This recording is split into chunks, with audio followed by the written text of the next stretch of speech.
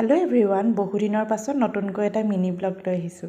দেখিছেই নহয়, ল'ৰা একদম ৰেডি হৈ আছে। তাক ধুনীয়াকৈ উলিয়াই মেলি ল'লোঁ, মোৰেই মৰম লাগিছে পাই।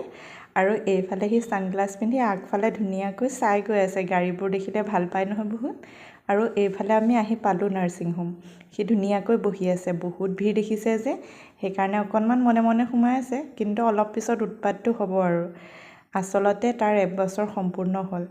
মানে 16 মাৰ্চত তাৰ 1 বছৰ সম্পূৰ্ণ হ'ল আৰু আজি হৈছে 18 মাৰ্চ। গতিকে ভাবিলোঁ এবছৰীয়া ভেকচিনটো দিয়াই লৈ যাওঁ।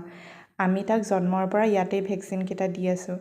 গতিকে আজিও আহিলোঁ ভেকচিনটোকে দিয়াই লৈ যাওঁ বুলি।